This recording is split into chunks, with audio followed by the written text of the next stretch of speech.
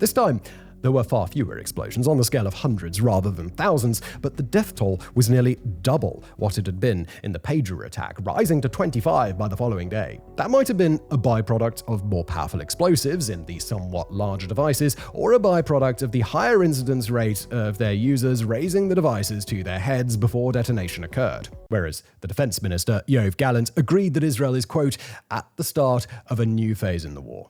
An Israeli intelligence source speaking to Axios offered in regard to the pager and two-way radio attacks, quoting here, the goal was to convince Hezbollah that it is in its interest to disconnect itself from Hamas and cut a separate deal for ending the fighting with Israel, regardless of a ceasefire in Gaza. The attack also prompted widespread speculation, including from UN Secretary-General Antonio Guterres, that the device explosions may have been planned as only the first wave in advance of a major military operation. It's not hard to see the potential impact of the sabotage operation if, say, Hezbollah had decided to launch an all-out war with Israel, only for thousands upon thousands of pagers and handheld radios to detonate all at once, causing thousands of casualties on and around the front lines and clearing the way for the IDF.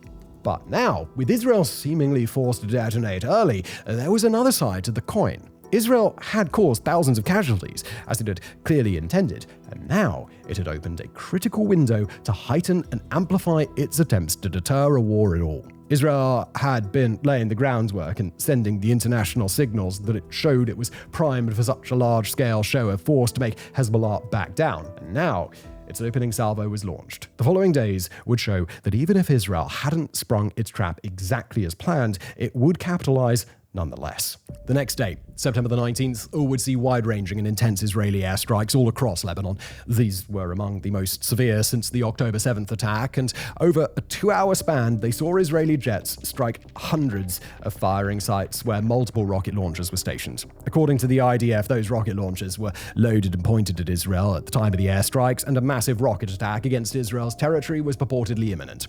Southern Lebanon, in particular, took a shellacking, a target that would align with Hezbollah's use of short-range rockets, and while no casualties were reported in Lebanon, Israel claimed the destruction of about 100 rocket launchers in the south, along with a handful of other targets.